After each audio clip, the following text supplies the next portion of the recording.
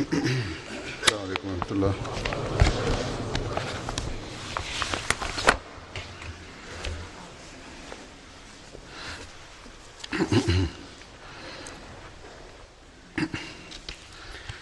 أشهد أن لا إله إلا الله وحده لا شريك له وأشهد أن محمدا عبده ورسوله. أما بعد فأعوذ بالله من الشيطان الرجيم. بسم الله الرحمن الرحيم.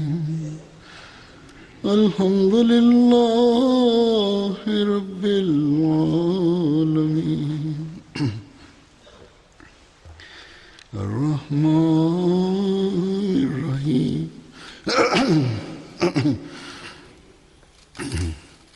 الرحمن الرحيم مالك يوم الدين.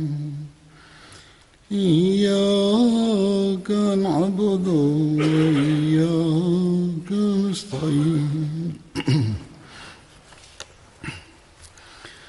اهدنا الصراط المستقيم صراط الذين أنعمت عليهم غير المغضوب عليهم ولا الضالين.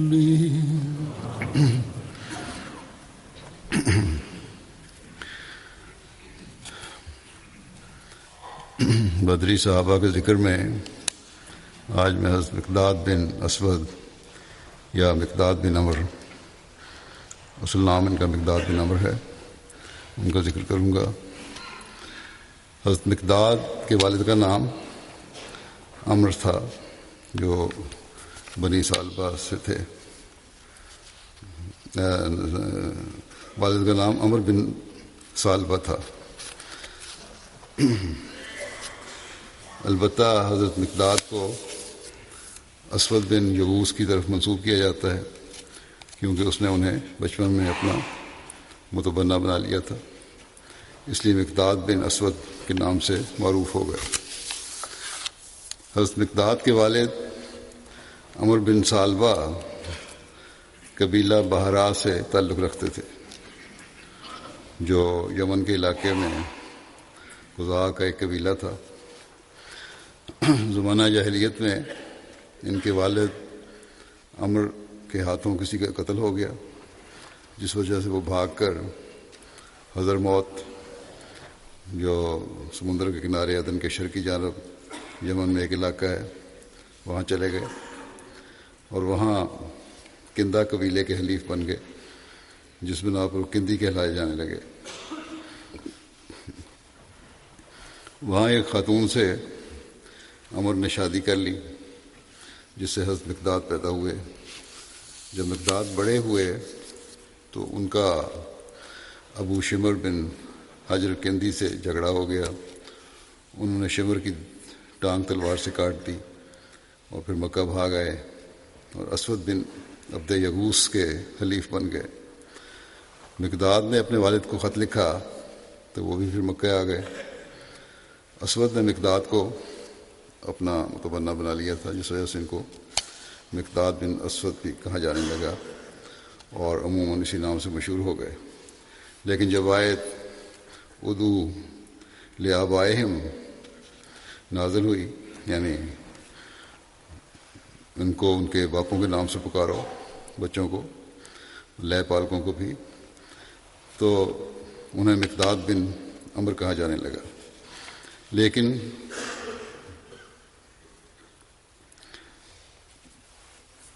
شہرت مقداد بن اسود کے نام سے تھی. بہرحال یہ اللہ تعالیٰ کا یہی حکم ہے کہ ادعوہم لآبائہم، کہ لے پالکوں کو بھی اور جو کسی کے ساتھ منسوب ہیں، اصل نسب جو ہے وہ باپ کا ہے، اس لیے باپ سے مقررہ جانا چاہیے۔ حضرت مقداد کی کنیت ابو معبد کے علاوہ ابو اسود، ابو عمر اور ابو سعید بھی بیان کی جاتی ہے۔ ایک دفعہ حضرت مقداد اور حضرت عبد الرحمن بن عوف بیٹھے ہوئے تھے۔ حضرت عبد الرحمن نے پوچھا کہ تم شادی کیوں نہیں کرتے؟ حضرت مقداد نے کہا کہ آپ مجھ سے پوچھ رہے ہیں تو پھر اپنی بیٹی کی شادی مجھ سے کرتے ہیں۔ اس پر حضرت عبد الرحمن غصے میں آ گئے اور انہیں ڈانٹ دیا۔ حضرت مقداد نے نبی کریم صلی اللہ علیہ وسلم سے اس امر کی شکایت کی تو آپ صلی اللہ علیہ وسلم نے فرمایا کہ میں تمہاری شادی کرواتا ہوں۔ اس کے بعد حضرت صلی اللہ علیہ وسلم نے اپنے چچا حضرت زبیر بن عبد المطلب کی بیٹی زباع سے ان کی شادی کروا دی۔ حضرت زبیر اور عاتقہ بنت وہب کی بیٹی تھیں، اور حضور صلی اللہ علیہ وسلم نے ان کی شادی حضرت مقداد سے جب کروائی تو ان کے ہاں اولاد ہوئی، ان کے 2 بچے پیدا ہوئے، کریمہ اور عبداللہ۔ عبداللہ جنگ جمل میں حضرت عائشہ کی طرف سے لڑتے ہوئے شہید ہوئے تھے۔ حضرت صلی اللہ علیہ وسلم نے زباع کو خیبر میں سے 40 وسق کھجوریں عطا کی تھیں۔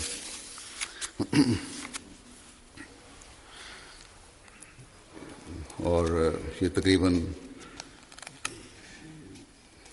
150 من یا کہہ لیں کہ 600 کلو کے قریب بنتا ہے۔ حضرت مقداد کے ایک بیٹے کا نام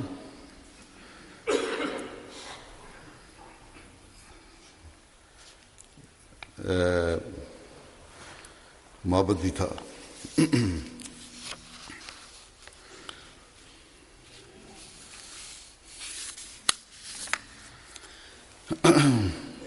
حضرت مقداد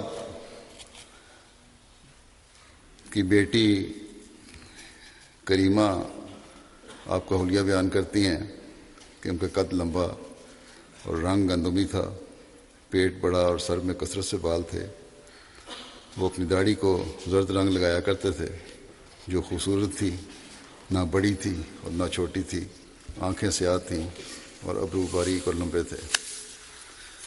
حضرت مقداد کے قبول اسلام کا واقعہ اس طرح ہے۔ حضرت عبداللہ بن مسعود بیان کرتے ہیں کہ حضرت مقداد ان 7 صحابہ میں سے تھے جنہوں نے مکے میں اپنے اسلام کا سب سے پہلے اظہار کیا تھا۔ یہ اس کی تفصیل ایک پہلے میں بیان کر چکا ہوں حضرت عمار بن یاسر کے ضمن میں۔ حضرت مقداد کی مدینہ کی طرف ہجرت کے بارے میں آتا ہے کہ حبشہ کی طرف ہجرت کرنے والے مسلمانوں میں حضرت مقداد بھی شامل تھے۔ کچھ عرصے بعد مکہ واپس آ گئے۔ جب رسول اللہ صلی اللہ علیہ وسلم ہجرت کر کے مدینہ تشریف لے گئے تو اس وقت حضرت مقداد ہجرت نہ کر سکے۔ پھر وہ مکے میں اس وقت تک رہے جب تک کہ حضرت صلی اللہ علیہ وسلم نے حضرت عبیدہ بن حارث کی سرکردگی میں ایک سریہ بھیجا۔ حضرت مقداد اور حضرت عتبہ بن غزوان اکرمہ بن ابو سفیان کی کمان میں لشکر میں اس غرض سے شامل ہوئے تھے کہ وہ دونوں موقع پا کر مسلمانوں سے جا ملیں گے۔ اس کی تفصیل بھی میں پہلے بیان کر چکا ہوں، کچھ تھوڑا سی مختصر جو حضرت مرزا بشیر احمد صاحب نے سید خاتم النبیین میں لکھی ہے وہ بیان کر دیتا ہوں۔ وہ اس طرح ہے کہ غزوہ ودان سے واپس آنے پر ماہ ربیع الاول کے شروع میں آپ صلی اللہ علیہ وسلم نے اپنے ایک قریبی رشتہ دار عبیدہ بن الحارث مطلبی کی امارت میں 60 شتر سوار مہاجرین کا ایک دستہ روانہ فرمایا۔ اس مہم کی غرض بھی قریش مکہ کے حملوں کی پیش بندی تھی، ان کو روکنا تھا۔ چنانچہ جب عبیدہ بن حارث اور ان کے ساتھی کچھ مسافت طے کر کے ثنیۃ المرہ کے پاس پہنچے تو ناگاہ کیا دیکھتے ہیں کہ قریش کے 200 مسلح نوجوان اکرمہ بن ابو جہل کی کمان میں ڈیرہ ڈالے ہوئے ہیں۔ فریقین ایک دوسرے کے سامنے ہوئے اور ایک دوسرے کے مقابلے میں کچھ تیر اندازی بھی ہوئی، لیکن پھر مشرکین کا گروہ یہ خوف کھا کر کہ مسلمانوں کے پیچھے کچھ کمک ان کی مخفی ہوگی، چھپی ہوگی کچھ کمک، ان کے مقابلے میں سے پیچھے ہٹ گیا اور مسلمانوں نے ان کا پیچھا نہیں کیا۔ البتہ مشرکین کے لشکر میں سے 2 شخص مقداد بن عمر اور عتبہ بن غزوان اکرمہ بن ابو جہل کی کمان سے خود بخود بھاگ کر مسلمانوں کے ساتھ آ ملے، اور لکھا ہے کہ وہ اسی غرض سے قریش کے ساتھ نکلے تھے کہ موقع پا کر مسلمانوں میں آ ملیں گے، کیونکہ وہ دل سے مسلمان تھے، مگر بوجہ اپنی کمزوری کے قریش سے ڈرتے ہوئے ہجرت نہیں کر سکتے تھے، اور ممکن ہے کہ اسی واقعہ نے قریش کو بد دل بھی کر دیا ہو اور انہوں نے اسے بد فعال سمجھ کر پیچھے ہٹ جانے کا فیصلہ کر لیا ہو۔ تاریخ میں یہ مذکور نہیں ہے کہ قریش کا یہ لشکر، جو یقیناً کوئی تجارتی قافلہ نہیں تھا اور جس کے متعلق ابن اسحاق نے جمع عظیم یعنی ایک بڑا لشکر کے الفاظ استعمال کیے ہیں، کسی خاص ارادے سے اس طرف آیا تھا، لیکن یہ یقینی ہے کہ ان کی نیت بخیر نہیں تھی، اور یہ خدا کا فضل تھا کہ مسلمانوں کو چوکس پا کر اور اپنے آدمیوں میں سے بعض کو مسلمانوں کی طرف جاتا دیکھ کر ان کی ہمت نہیں ہوئی اور وہ واپس لوٹ گئے، اور صحابہ کو اس مہم کا یہ عملی فائدہ ہو گیا کہ 2 مسلمان روحیں قریش کے ظلم سے نجات پا گئیں۔ مدینہ ہجرت کے وقت حضرت مقداد بن اسود حضرت کلثوم بن ہدم کے گھر ٹھہرے۔ حضرت صلی اللہ علیہ وسلم نے حضرت مقداد اور حضرت جبار بن صخر کے مابین مواخات قائم کی۔ حضرت صلی اللہ علیہ وسلم نے حضرت مقداد کو بنو حدیلہ انصار کے قبیلہ خزرج کی ایک شاخ ہے، ان کے محلے میں رہائش کے لیے جگہ عطا فرمائی تھی۔ حضرت ابی بن کعب نے انہیں اس محلے میں رہنے کی دعوت دی تھی، جو ایک حدیثوں میں بیان ہوتا ہے واقعہ رات کو بکری کا دودھ پینے کا، اور حضرت وسلم کے لیے جو رکھتے تھے صحابی دودھ، 3 شخص وہ دودھ ان کا بھی پی گیا، حضرت صلی اللہ علیہ وسلم کے لیے جو رکھا گیا تھا وہ، اس کا تعلق حضرت مقداد سے ہی ہے۔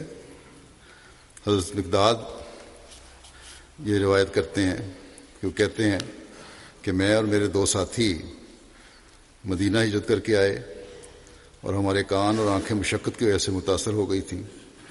ہم اپنے آپ کو رسول اللہ صلی اللہ علیہ وسلم کے صحابہ پر پیش کرنے لگے کہ کسی کے ساتھ ٹھہر جائیں، مگر کسی نے ہمیں قبول نہ کیا۔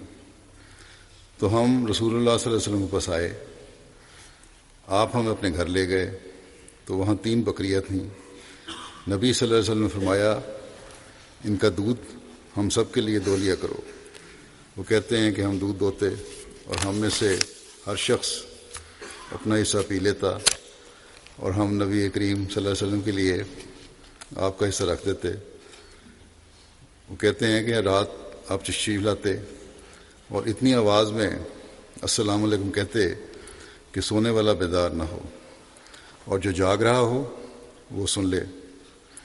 کہتے ہیں کہ پھر آپ مسجد تشریف لے جاتے اور نماز پڑھتے، پھر اپنے حصے کا دودھ لیتے اور نوش فرماتے۔ ایک رات کہتے ہیں کہ ایک رات میرے پاس شیطان آیا جبکہ میں اپنا حصہ پی چکا تھا، یعنی شیطانی خیال میرے دل میں آیا۔ اس نے کہا کہ محمد رسول اللہ صلی اللہ علیہ وسلم انصار کے پاس جاتے ہیں اور انصار آپ کو تحفہ پیش کرتے ہیں، آپ کو اس گھونٹ کی یعنی تھوڑے سے دودھ کی جو آپ کے حصے کا رکھا ہوا تھا کوئی ضرورت نہیں ہے۔ چنانچہ کہتے ہیں میں نے وہ لے کر جو حصہ رکھا ہوا تھا حضرت صلی اللہ علیہ وسلم کے لیے وہ پی لیا۔ جب وہ میرے پیٹ میں چلا گیا، عربوں کا اپنا ایک بیان کرنے کا طریقہ ہے، کہتے ہیں میرے پیٹ میں چلا گیا میں جان گیا کہ اب اس کے حصول کی کوئی راہ نہیں، اب واپس نہیں آ سکتا یہ۔ کہتے ہیں کہ شیطان نے مجھے نادم کیا اور کہا کہ تیرا برا ہو، یہ تو نے کیا کیا، تو نے محمد کے حصے کا دودھ پی لیا ہے۔ وہ تشریف لائیں گے اور اسے نہ پائیں گے تو وہ تیرے خلاف دعا کریں گے اور تو ہلاک ہو جائے گا اور تیری دنیا و آخرت تباہ ہو جائے گی۔ شیطان نے ندامت کیوں کی، کیوں یہ فکرہ بولا آپ نے، حضرت مقداد نے؟ شیطان نے یہ دل میں ڈالا وسوسہ آپ کے کہ حضرت صلی اللہ علیہ وسلم آپ کے لیے بدعا کریں گے، حالانکہ حضرت صلی اللہ علیہ وسلم تو رحمۃ للعالمین ہے، یہ چھوٹی سی بات پر انہوں نے کیوں دعا کرنی تھی؟ تو یہ خیال بھی شیطانی تھا کہ حضرت صلی اللہ علیہ وسلم تمہارے لیے بدعا کریں گے۔ بہرحال کہتے ہیں یہ خیال میرے دل میں آیا کہ دعا کریں گے تو میں ہلاک ہو جاؤں گا اور دنیا و آخرت تباہ ہو جائے گی۔ کہتے ہیں کہ میرے اوپر ایک چادر تھی، جب میں اسے اپنے پاؤں پر ڈالتا تو میرا سر باہر رہ جاتا اور جب سر پر ڈالتا تو میرے پاؤں باہر نکل جاتے اور مجھے نیند نہ آتی تھی، اور میرے دونوں ساتھی تو سو گئے تھے، انہوں نے وہ نہیں کیا تھا جو میں نے کیا تھا، یعنی وہ دودھ پی لیا تھا۔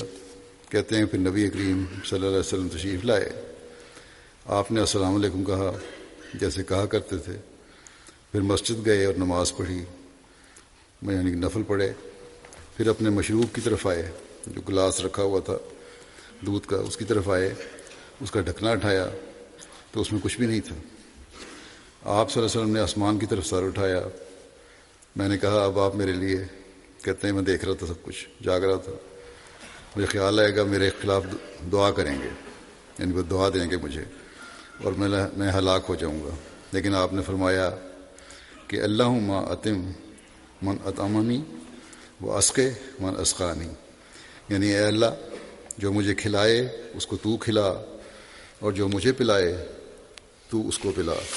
کہتے ہیں کہ یہ سن کر میں نے اپنی چادر لی، اپنے اوپر مضبوطی سے اسے باندھا، جاگ تو میں رہا تھا، اور چھری لے کر اس میں باہر گیا کہ یہ باہر جو بکریاں کھڑی ہیں ان میں سے سب سے اچھی جو موٹی صحت مند بکری ہے اس کی طرف چل پڑا کہ اسے رسول اللہ صلی اللہ علیہ وسلم کے لیے ذبح کروں۔ کہتے ہیں جب میں وہاں پہنچا تو میں نے دیکھا کہ اس کے تھن دودھ سے بھرے ہوئے ہیں، بلکہ ان سب کے تھن دودھ سے بھرے ہوئے تھے، یعنی ساری بکریوں کے۔ پھر میں حضور صلی اللہ علیہ وسلم کے گھر والوں کا ایک برتن لایا، ان کو خیال بھی نہ ہوتا تھا کہ اس میں دودھ دو کر اس کو بھریں گے۔ کہتے ہیں کہ میں نے اس میں دودھ دوہا یہاں تک کہ اس کے اوپر تک جھاگ آ گئی، پورا بھر گیا برتن۔ میں رسول اللہ صلی اللہ علیہ وسلم کے سامنے حاضر ہوا، آپ نے فرمایا کیا تم لوگوں نے آج رات اپنے حصے کا دودھ پی لیا تھا؟ وہ کہتے ہیں میں نے کہا یا رسول اللہ یہ نہ پوچھیں، آپ یہ دودھ پئیں۔ آپ نے پیا، پھر مجھے دے دیا۔ میں نے عرض کیا یا رسول اللہ آپ اور پیے۔ آپ نے پھر پیا، پھر مجھے دے دیا۔ جب مجھے محسوس ہوا کہ نبی کریم صلی اللہ علیہ وسلم سیر ہو گئے ہیں، آپ کا پیٹ بھر گیا ہے، جتنا خوراک تھی آپ کی اتنی آپ نے پی لیا اتنا دودھ، اور میں نے یہ بھی مجھے خیال آیا کہ میں نے اب دعا بھی لے لی ہے حضرت صلی اللہ علیہ وسلم کی، یہی دعا کی تھی نا جو مجھے پلائے اس کو پلا، اور اللہ اور جو مجھے کھلائے اس کو کھلا، اب دودھ بھی پلا دیا تھا۔ کہتے ہیں میں نے دعا بھی لے لی، میں ہنس پڑا، یہاں تک اتنا ہنسا میں کہ بے اختیار زمین پر جا رہا ہے، یعنی لوٹ پوٹ ہو گیا ہنسی سے۔ کہتے ہیں کہ اس پر نبی کریم صلی اللہ علیہ وسلم نے فرمایا اے مقداد تیری کوئی شرارت ہے؟ جب انہوں نے مجھے ہنستے دیکھا تو انہوں نے فرمایا کوئی شرارت کی ہے تم نے لگتا ہے مجھے۔ میں نے عرض کیا یا رسول اللہ میرے ساتھ یوں ہوا ہے، سارا قصہ سنا دیا اور میں نے یہ کیا تھا۔ نبی کریم صلی اللہ علیہ وسلم نے فرمایا کہ اللہ تعالیٰ کی طرف سے رحمت ہے، یہ بات تو نے مجھے پہلے کیوں نہیں بتائی تاکہ ہم اپنے دونوں ساتھیوں کو جگا لیتے، وہ بھی اس سے پیتے، رحمت سے حصہ پاتے۔ کہتے ہیں میں نے کہا اس کی قسم جس نے آپ کو حق کے ساتھ مبعوث کیا ہے، جب آپ نے وہ رحمت پالی اور آپ کے ساتھ میں نے بھی وہ رحمت پالی، اب مجھے کوئی پرواہ نہیں کہ لوگوں میں سے کون اسے حاصل کرتا ہے، مجھے تو اپنی فکر تھی، کیونکہ میں نے ہی وہ کیا تھا یہ جرم۔ حضرت مقداد نے غزوات بدر، احد اور خندق سمیت تمام غزوات میں رسول اللہ صلی اللہ علیہ وسلم کے ساتھ شرکت کی تھی۔ حضرت مقداد رسول اللہ صلی اللہ علیہ وسلم کے تیر اندازوں میں سے بیان کیے جاتے ہیں۔ حضرت عبداللہ بن مسعود کہتے ہیں کہ غزوہ بدر کے موقع پر میں نے مقداد بن اسود کی بات کا ایک ایسا منظر دیکھا کہ اگر مجھ کو حاصل ہو جاتا تو وہ ان تمام نیکیوں سے مجھے عزیز تر ہوتا جو ثواب میں اس ایک منظر کے برابر ہو۔ کہتے ہیں ہوا یوں کہ مقداد نبی کریم صلی اللہ علیہ وسلم کے پاس آئے جبکہ آپ مشرکوں کے خلاف دعا کر رہے تھے، اور کہنے لگے کہ یا رسول اللہ، ہم اس طرح نہیں کہیں گے جس طرح موسیٰ کی قوم نے کہا تھا کہ فذهب انت وربک فقاتلا ولکننا نقاتل عن یمینک وعن شمالک وبین یدیک وخلفک۔ جا تو، یعنی جا تو اور تیرا رب دونوں جا کر لڑو، نہیں بلکہ ہم تو آپ کے دائیں بھی لڑیں گے، بائیں بھی، اور آگے بھی لڑیں گے اور پیچھے بھی۔ میں نے نبی صلی اللہ علیہ وسلم کو دیکھا کہ آپ کا چہرہ چمکنے لگا، اور مقداد کی اس بات نے آپ صلی اللہ علیہ وسلم کو خوش کر دیا۔ اس کی کچھ تفصیل سیرت خاتم النبیین میں جنگ بدر کے حوالے سے اس طرح بیان ہوئی ہے کہ دشمن کی خبر پا کر جب حضرت صلی اللہ علیہ وسلم ان کے ارادے جاننے کے لیے، اور اگر وہ حملہ کرتے ہیں تو ان کے حملے کو روکنے کے لیے بدر کی طرف روانہ ہوئے، تو روحا کے قریب پہنچ کر آپ نے بصیص اور عدی نامی دو صحابیوں کو دشمن کی حرکات و سکنات کا علم حاصل کرنے کے لیے بدر کی طرف روانہ فرمایا، اور حکم دیا کہ وہ بہت جلد خبر لے کر واپس آئیں۔ روحا سے آگے روانہ ہو کر جب مسلمان وادی صفرا کے ایک پہلو سے گزرتے ہوئے زفران میں پہنچے، یہ بھی ایک جگہ کا نام ہے جو بدر سے صرف ایک منزل ورے ہے، تو اطلاع موصول ہوئی کہ قافلہ کی حفاظت کے لیے قریش کا ایک بڑا جرار لشکر مکے سے آ رہا ہے۔ تو حضرت صلی اللہ علیہ وسلم نے اس پر تمام صحابہ کو جمع کر کے انہیں اس خبر سے اطلاع دی، اور پھر ان سے مشورہ پوچھا کہ اب کیا کرنا چاہیے۔ بعض صحابہ نے عرض کیا کہ یا رسول اللہ، ظاہری اسباب کا خیال کرتے ہوئے تو یہی بہتر ہے کہ قافلے سے سامنا ہو، جو قافلہ جا رہا ہے اس کی ہم دیکھیں کہ ان کی نیت کیا ہے، اور تجارتی قافلہ یا کیا چاہتے ہیں وہ، کیونکہ لشکر اگر جنگ کے لیے آ رہا ہے تو اس کے مقابلے کے لیے ہم ابھی پوری طرح تیار نہیں ہیں۔ مگر آپ نے اس رائے کو پسند نہیں فرمایا۔ مدینہ سے چلتے ہوئے حضرت صلی اللہ علیہ وسلم نے اکثر کو جو آپ کے ساتھ چلے تھے صحابہ، ان کو علم نہیں تھا کیونکہ جنگ کی بھی صورت پیدا ہو سکتی ہے، جنگ کے لیے ہم جا رہے ہیں، بلکہ وہ یہ تھا کہ قافلہ ایک ہے، اس کو دیکھتے ہیں ان کی نیت کیا ہے، اور پھر اگر انہوں نے حملہ کیا تو ایک چھوٹا قافلہ ہوگا، اسے لڑ لیں گے، لیکن لشکر کا اور باقاعدہ جنگ کا تو خیال بھی نہیں تھا بدر سے مکے سے مدینے سے نکلتے ہوئے صحابہ کو۔ لیکن بہرحال جب آپ نے پوچھا تو بعض نے کہا کہ لشکر کے مقابلہ تو ہم کر نہیں سکتے، اس لیے ہمیں نہیں کرنا چاہیے، آپ نے اس رائے کو پسند نہیں فرمایا۔ دوسری طرف اکابر صحابہ نے یہ مشورہ سنا تو اٹھ کر جان نثارانہ تقریریں کیں اور عرض کیا کہ ہمارے جان و مال سب خدا کے ہیں، ہم ہر میدان میں ہر خدمت کے لیے حاضر ہیں۔ چنانچہ مقداد بن اسود نے، جن کا دوسرا نام مقداد بن عمر بھی تھا جو اصل نام ہے، کہا یا رسول اللہ، ہم موسیٰ کے اصحاب کی طرح نہیں ہیں کہ آپ کو یہ جواب دیں کہ جا تو اور تیرا خدا جا کر لڑو، ہم یہیں بیٹھے ہیں، بلکہ ہم یہ کہتے ہیں کہ آپ جہاں بھی چاہتے ہیں چلیں، ہم آپ کے ساتھ ہیں، ہم آپ کے دائیں اور بائیں اور آگے اور پیچھے ہو کر لڑیں گے۔ آپ نے یہ تقریر سنی تو آپ کا چہرہ مبارک خوشی سے تمتمانے لگا، مگر اس موقع پر بھی آپ انصار کے جواب کے منتظر تھے، اور چاہتے تھے کہ وہ بھی کچھ بولیں، کیونکہ آپ کو یہ خیال تھا کہ شاید انصار یہ سمجھتے ہوں کہ بیعت عقبہ کے ماتحت ہمارا فرض صرف اس قدر ہے کہ اگر عین مدینے پر کوئی حملہ ہو تو اس کا دفاع کریں۔ چنانچہ باوجود اس قسم کی جانصارانہ تقریروں کے جو مہاجر صحابہ نے کی، آپ یہی فرماتے گئے کہ اچھا پھر مجھے مشورہ دو کہ کیا کیا جائے۔ سعد بن معاذ رئیس تھے جو اوس قبیلے کے، انہوں نے آپ کے منشا کو سمجھا اور انصار کی طرف سے عرض کیا کہ یا رسول اللہ، شاید آپ ہماری رائے پوچھتے ہیں۔ خدا کی قسم، جب ہم آپ کو سچا سمجھ کر آپ پر ایمان لے آئے ہیں تو ہم نے اپنا ہاتھ آپ کے ہاتھ میں دے دیا ہے، تو پھر اب جہاں چاہیں چلیں، ہم آپ کے ساتھ ہیں۔ اور اس ذات کی قسم جس نے آپ کو حق کے ساتھ مبعوث کیا ہے، اگر آپ ہمیں سمندر میں کود جانے کو کہیں تو ہم کود جائیں گے، اور ہم میں سے ایک فرد بھی پیچھے نہیں رہے گا، اور آپ انشاءاللہ ہم کو لڑائی میں صابر پائیں گے، اور ہم سے وہ بات دیکھیں گے جو آپ کی آنکھوں کو ٹھنڈا کرے گی۔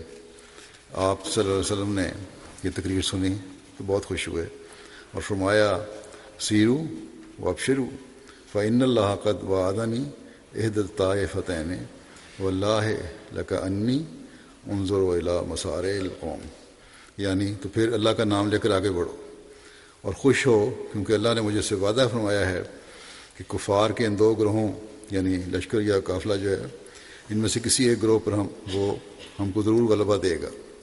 اور خدا کی قسم میں گویا اس وقت وہ جگہیں دیکھ رہا ہوں جہاں دشمن کے آدمی قتل ہو کر گریں گے۔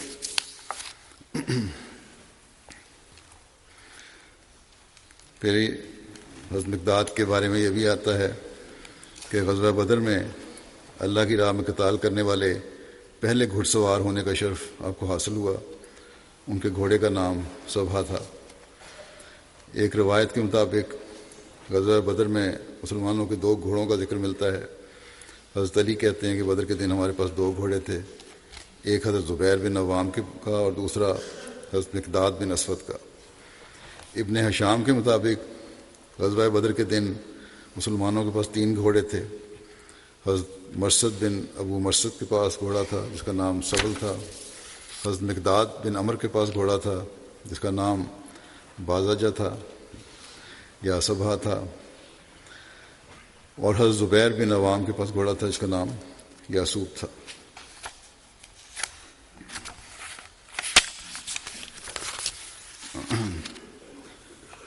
حضرت مرزا بشیر احمد صاحب نے جو مختلف تاریخوں سے جو لے کر سیرت ختم النبیین میں لکھا ہے، اس کے مطابق غزوہ بدر میں مسلمانوں کے پاس صرف 2 گھوڑے تھے۔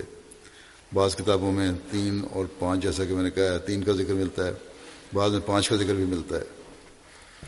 بہرحال یہ گھوڑے 2 تھے یا 3 تھے یا 5 تھے، لیکن یہ ثابت ہے کہ مسلمانوں کے جنگی سامان اور کافروں کے جنگی سامان میں کوئی نسبت ہی نہیں تھی، اور کافروں کے ساز و سامان کے مقابلے میں مسلمان نہتے ہی کھلا سکتے ہیں، لیکن اس کے باوجود دشمن کے مقابلہ کے لیے جب کھڑے ہوئے تو جیسا کہ مہاجرین نے بھی اور انصار نے بھی جو عہد کیا تھا آپ سے، اس کو پورا کر کے دکھایا۔ حضرت مقداد بن عمر کندی قبیلہ بنو زہرہ کے حلیف تھے، اور ان لوگوں میں سے تھے جو رسول اللہ صلی اللہ علیہ وسلم کے ساتھ بدر میں شریک تھے۔ انہوں نے رسول اللہ صلی اللہ علیہ وسلم سے پوچھا یا رسول اللہ بتائیں، اگر کفار میں سے کسی شخص سے میرا مقابلہ ہو جائے اور ہم دونوں لڑ پڑیں اور وہ میرا ایک ہاتھ تلوار سے کاٹ ڈالے، پھر مجھ سے ایک ہاتھ ڈالے اور پھر مجھ سے ایک درخت کے بنا لے کر یہ کہے، پھر دوڑ جائے اور ایک درخت کے پیچھے چھپ جائے اور یہ کہے کہ میں اللہ کی خاطر مسلمان ہو گیا، یا رسول اللہ کیا اب میں اس کو مار ڈالوں جبکہ اس نے ایسی بات کہی ہے؟ رسول اللہ صلی اللہ علیہ وسلم نے فرمایا کہ تم اسے قتل نہ کرو۔ حضرت مقداد نے کہا یا رسول اللہ اس نے میرا ایک ہاتھ کاٹ ڈالا ہے اور پھر اس کے بعد ایسا کہا ہے۔ رسول اللہ صلی اللہ علیہ وسلم نے فرمایا کہ اسے قتل نہ کرو، کیونکہ اگر تم نے اسے قتل کر دیا تو وہ تمہارے اس درجے پر ہو جائے گا جو تم کو اس کے قتل کرنے سے پہلے حاصل تھا، یعنی ایمان کا درجہ، اور تم اس کے درجے پر ہو جاؤ گے جو اس کو اس کے کلمے کے کہنے سے پہلے حاصل تھا، یعنی کافر ہونے کی حالت میں جس کو اس نے کہا تھا۔ تو یہ قیاسی بات پیش کی آمد رسول اللہ کے سامنے کہ اس طرح ہو، میرا ہاتھ بھی کاٹ دیا ہو اس نے، پھر درخت کے پیچھے چھپ کے وہ کلمہ پڑھ لے اور اللہ کی خاطر کہے میں مسلمان ہو گیا ہوں، تو کیا میں بدلہ لوں؟ آپ نے کہا نہیں، اگر لوگے تو وہ کافر مومن ہوگا اور تم ایمان کے باوجود اس کافر کی جگہ کھڑے ہوگے۔ یہ ہے کلمہ پڑھنے والے کا مقام جو آن حضرت صلی اللہ علیہ وسلم نے قائم فرمایا، اور آج کل کے علماء کہلانے والے اور اسلامی حکومتیں جن کے عمل دیکھیں، کاش یہ خود دیکھیں کہ اس حدیث کے مطابق وہ کس مقام پر کھڑے ہیں، مومن کے مقام پر یا کافر کے مقام پر۔ آن حضرت صلی اللہ علیہ وسلم کے اونٹ قبیلہ بنو غفار کے ایک چرواہے کی نگرانی میں مدینے سے باہر چل رہے تھے، اور اس چرواہے کی بیوی بھی ساتھ تھی۔ بنو فزارہ کے عیینہ بن حصن نے بنو غطفان کے کچھ گھوڑ سواروں کے ساتھ مل کر حملہ کیا اور چرواہے کو مار ڈالا اور اس کی بیوی اور اونٹوں کو ساتھ لے گئے۔ حضرت سلمہ بن اکوع کو سب سے پہلے ان لوگوں کا علم ہوا۔ ان کے ساتھ حضرت طلحہ بن عبید اللہ کا غلام گھوڑا لے کر نکلا۔ جب حضرت سلمہ ثنیۃ الوداع، یہ اس وادی کے نام کے بارے میں مختلف رائے ہیں، بعض کے نزدیک یہ مدینے سے باہر وہ مقام تھا جہاں مکہ کی طرف جانے والے لوگوں کو وداع کیا جاتا تھا، جبکہ دوسرے قول کے مطابق یہ ملک شام کی جانب مدینہ سے باہر ایک مقام ہے، اور غزوہ تبوک سے واپسی پر اہل مدینہ نے آن حضرت صلی اللہ علیہ وسلم کا یہاں استقبال کیا تھا، اور آن حضرت صلی اللہ علیہ وسلم نے اس جگہ سے بعض سرایا کو وداع فرمایا تھا۔ بہرحال یہ جب وہاں پہنچے تو انہوں نے عیینہ اور اس کے ساتھی کو دیکھ لیا، اور مدینہ کے قریب صالح پہاڑی پر چڑھ کر مدد کے لیے پکارے جانے والا کلمہ بلند آواز سے کیا، آواز دی لوگوں کو اور کہا کہ یا صباحا۔ پھر حضرت سلمہ تیر برساتے ہوئے ان کے پیچھے دوڑ پڑے اور ان کے رخ موڑ دیے۔ حضرت سلمہ کی مدد کی پکار سن کر رسول اللہ صلی اللہ علیہ وسلم نے مدینے میں اعلان کروایا کہ دشمن کے مقابلے کے لیے نکلو، تو فوراً گھڑ سوار آن حضرت صلی اللہ علیہ وسلم کی خدمت میں آنے شروع ہو گئے، اور ان میں سب سے پہلے جو لبیک کہتے ہوئے آئے وہ حضرت مقداد تھے۔ آن حضرت صلی اللہ علیہ وسلم نے جب مکہ پر چڑھائی کرنے کی تیاری فرمائی تو اس مہم کو بہت پوشیدہ رکھا گیا، اور باوجود اس کے کہ صحابہ اس مہم کی تیاری کر رہے تھے، لیکن یہ عام نہیں تھا کہ مکے پر کی طرف جانا ہے۔ اس موقع پر ایک بدری صحابی حضرت حاطب بن بلتہ نے اپنی سادگی اور نادانی میں مکہ سے آئی ہوئی ایک عورت کے ساتھ ایک خفیہ خط مکہ روانہ کر دیا، جس میں مکے پر حملہ کرنے کی ساری تیاریوں کا ذکر کر دیا۔ وہ عورت خط لے کر چلی گئی تو اللہ تعالیٰ نے آن حضرت صلی اللہ علیہ وسلم کو اس کی خبر دے دی، چنانچہ آپ صلی اللہ علیہ وسلم نے حضرت علی کو 2-3 افراد کے ساتھ، جن میں حضرت مقداد بھی شامل تھے، اس عورت کا پیچھا کرنے اور وہ خط لینے کے لیے روانہ فرمایا۔ چنانچہ حضرت علی سے روایت ہے کہ رسول اللہ صلی اللہ علیہ وسلم نے مجھے زبیر اور مقداد کو بھیجا اور فرمایا کہ روضہ خاخ جاؤ، وہاں ایک شتر سوار عورت ہے، اس کے پاس ایک خط ہے، اس سے وہ لے لو۔ چنانچہ ہم چل پڑے، ہمارے گھوڑے ہمیں لے کر سر پر دوڑے، ہم اس عورت کے پاس پہنچے تو اس نے کہا کہ خط نکالو، اور ہم نے کہا کہ خط نکالو۔ اس نے کہا کہ میرے پاس تو کوئی خط نہیں ہے۔ ہم نے کہا کہ تم ضرور خط نکال لو گی یا تمہیں اپنے کپڑے اتارنے پڑیں گے۔ اس نے وہ اپنے بالوں کے جوڑے سے نکالا تو ہم اس خط کو لے کر رسول اللہ صلی اللہ علیہ وسلم کی خدمت میں حاضر ہوئے، جو کافروں کے نام صحابی نے لکھا تھا اپنی لکھا تو مسعود کی وجہ سے تھا، اور لیکن بہرحال اس پہ یہ کیونکہ سب کچھ معاملہ یہ خفیہ تھا تو یہ سب کچھ راز فاش ہو جانا تھا۔ بہرحال اللہ تعالیٰ نے خبر دی اور یہ خط واپس آن وسلم کو پہنچ گیا۔ موسیٰ بن یعقوب اپنی پھوپھی سے اور وہ اپنی والدہ سے روایت کرتی ہیں کہ رسول اللہ صلی اللہ علیہ وسلم نے حضرت مقداد کو خیبر کی پیداوار میں سے 15 وسق جو سالانہ عطا فرمایا تھا، جو اندازاً 56 من جو سالانہ بنتا ہے۔ وہ ہم نے معاویہ بن ابو سفیان کے ہاتھ 1 لاکھ درہم میں فروخت کیا تھا۔ یہ سالانہ مستقل آمد تھی، اور ہو سکتا ہے کہ چند سالوں کی پیداوار یا مستقل پیداوار فروخت کی ہو، کیونکہ صرف 56 من کی تو اتنی زیادہ قیمت نہیں ہو سکتی۔ جنگ یرموک میں بھی حضرت مقداد نے شرکت کی تھی، اور اس جنگ میں قاری حضرت مقداد تھے۔ رسول اللہ صلی اللہ علیہ وسلم نے غزوہ بدر کے بعد یہ سنت جاری فرمائی تھی کہ جنگ کے وقت سورہ انفال کی تلاوت کی جاتی تھی۔ حضرت صلی اللہ علیہ وسلم کی وفات کے بعد بھی لوگ اس بات پر عمل کرتے رہے۔ رسول اللہ صلی اللہ علیہ وسلم نے ایک سریہ بھیجا تھا، اس پر حضرت مقداد کو امیر بنایا تھا۔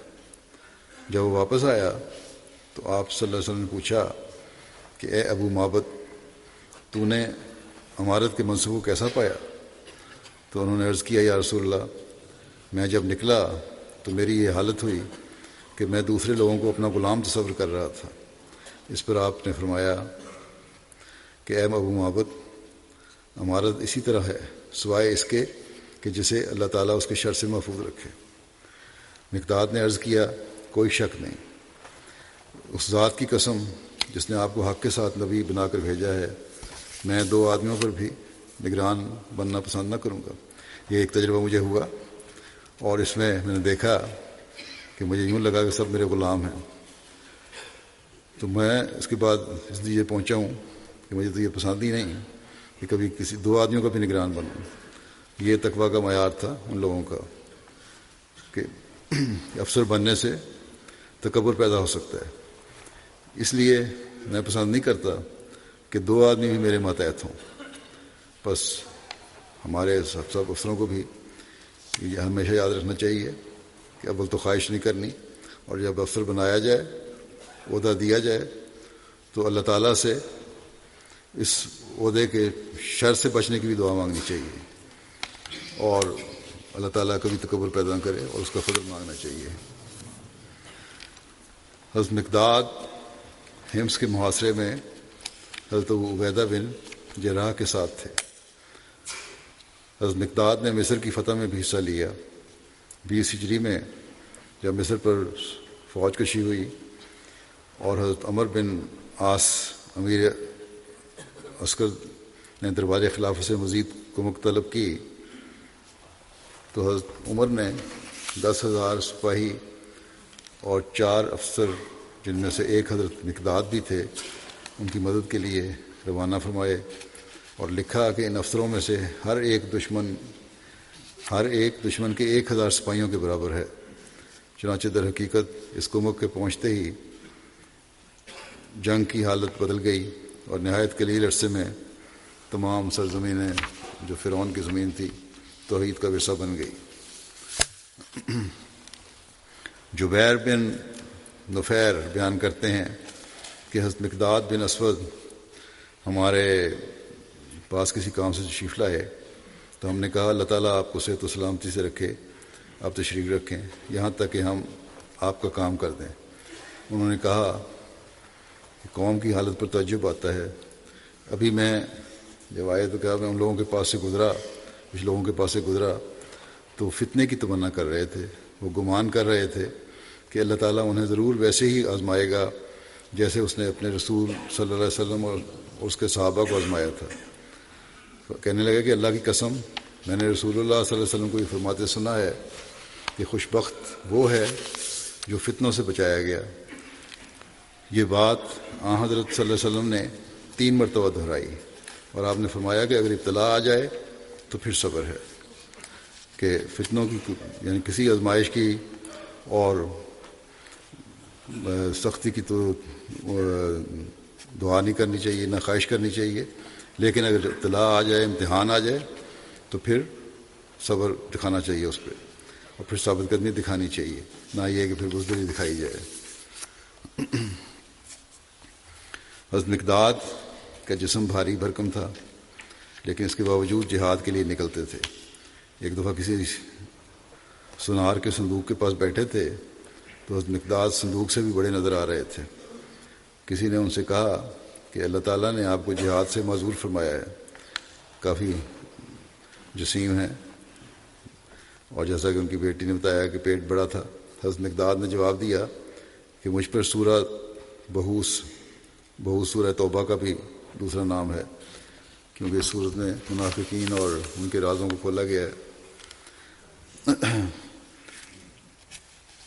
کہتے ہیں مجھے اس نے صورت میں لازم قرار دیا ہے کہ انفروا خفافا و ثقالا، کہ جہاد کے لیے نکلو، خواہ ہلکے ہو یا بھاری ہو۔ حضرت مسلم موعود رضی اللہ عنہ نے خفافا و ثقالا کی وضاحت یوں بیان فرمائی ہے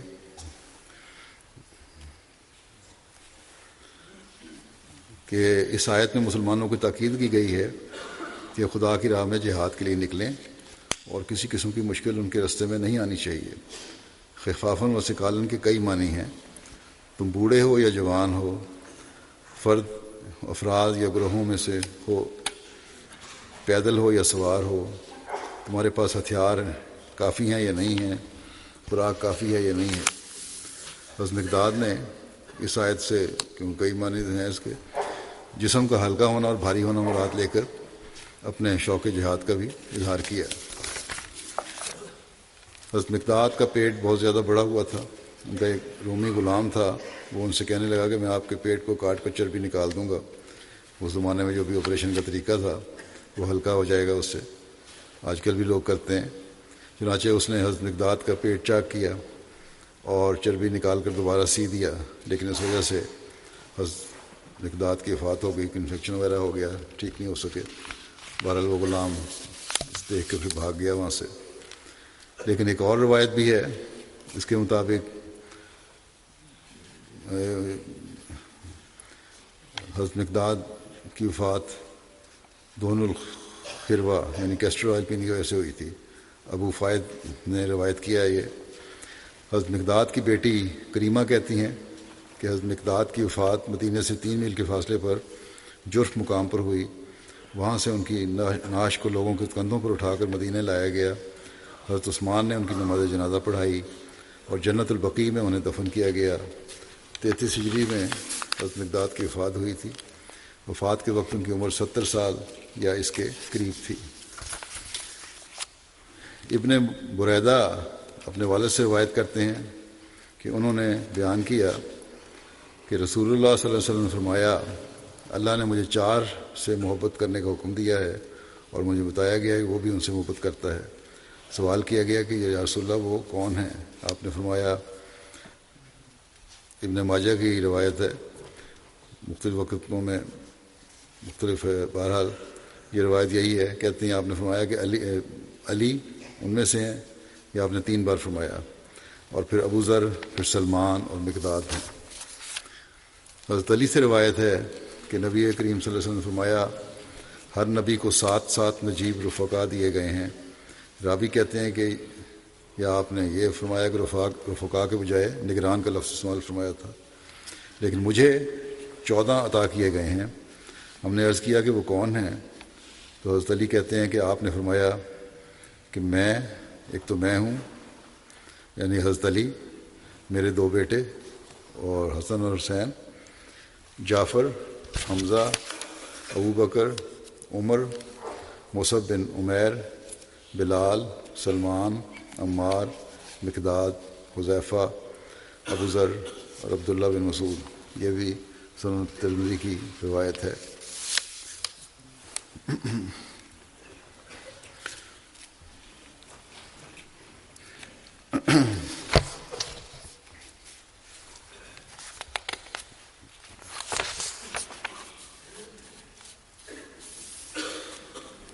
قرآن کریم کی سورہ نام کی آیت ہے کہ ولا تطرد الذین یدعون ربہم بالغداوۃ والعشی یریدون وجہ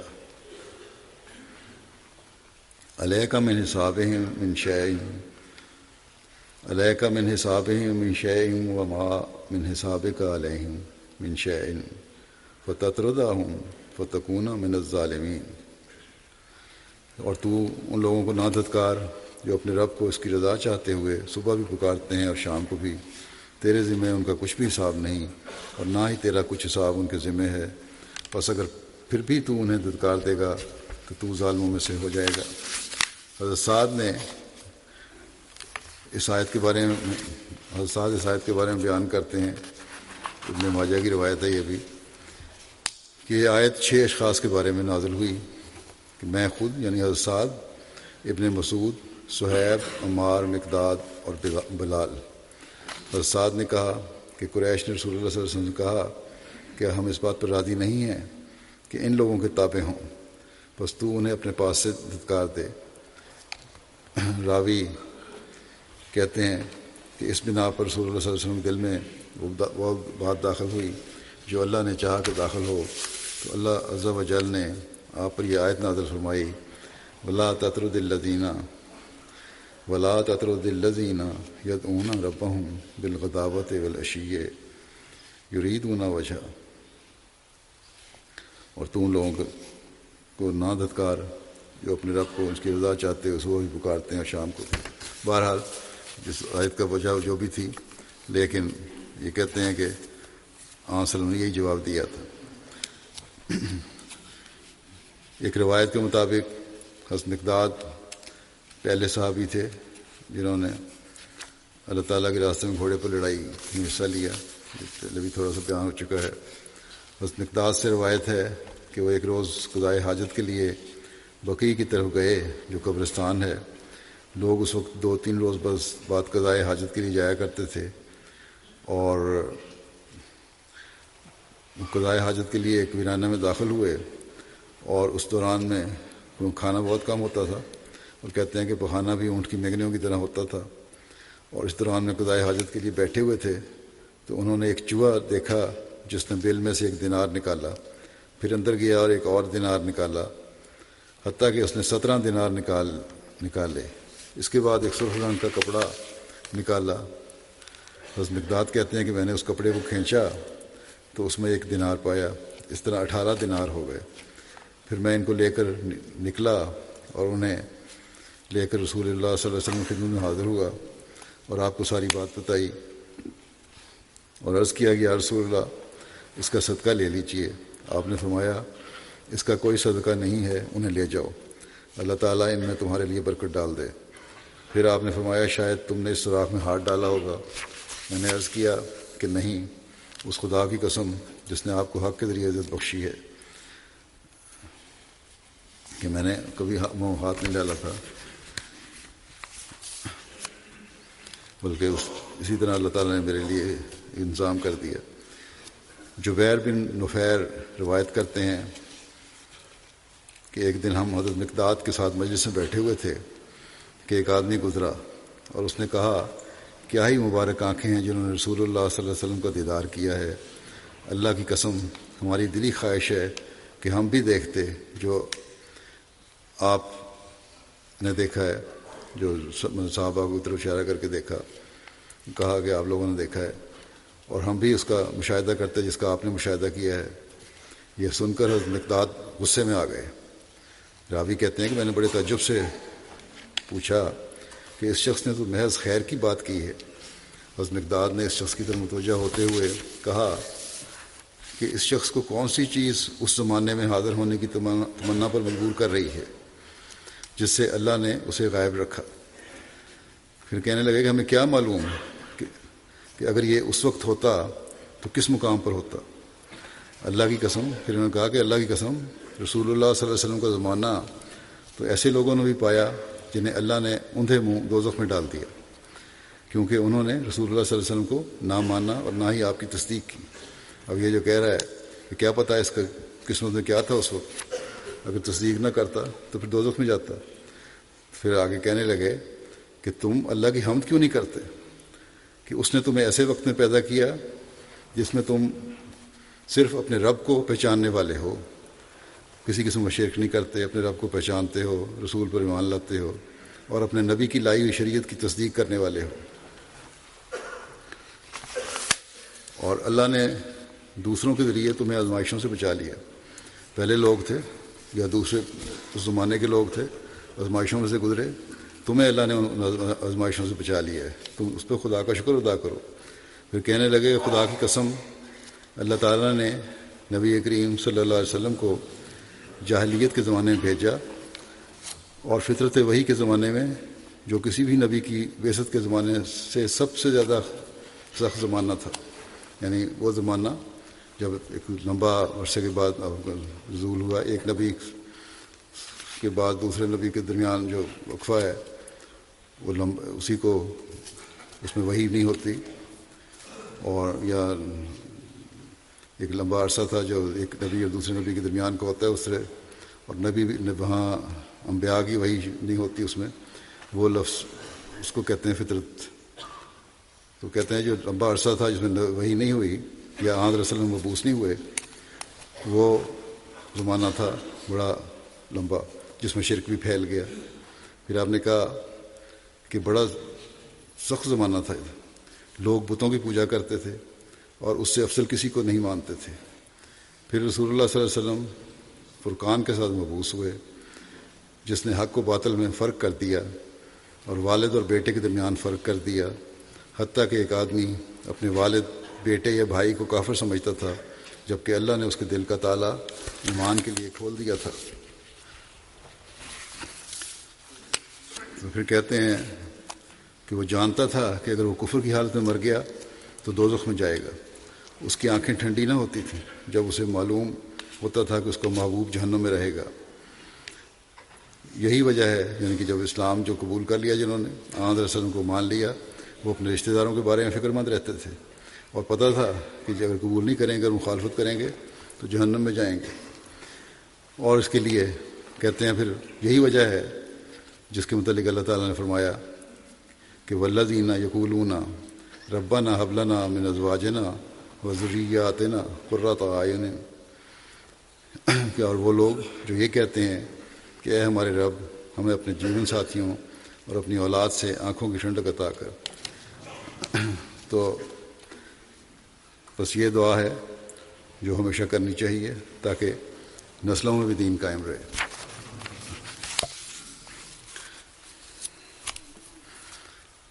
اور اللہ کا فضل جو ہوا ہے اس کا شکر ادا کرنا چاہیے۔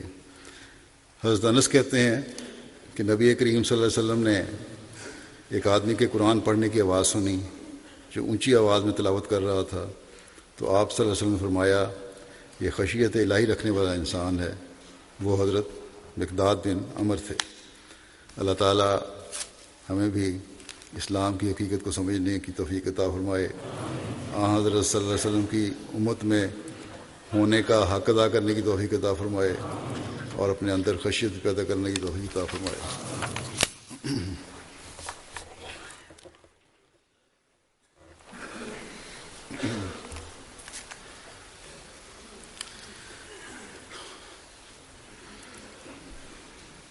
الحمد لله نحمده ونستعينه ونستغفره ونؤمن به ونتوكل عليه ونعوذ بالله من شرور أنفسنا ومن سيئات أعمالنا، من يهده الله فلا مضل له ومن يضلل فلا هادي له، ونشهد أن لا إله إلا الله ونشهد أن محمدا عبده ورسوله۔ عباد الله رحمكم الله، إن الله يأمر بالعدل والإحسان وإيتاء ذي القربى وينهى عن الفحشاء والمنكر والبغي يعظكم لعلكم تذكرون اذكروا الله يذكركم وادعوه يستجب لكم ولذكر الله أكبر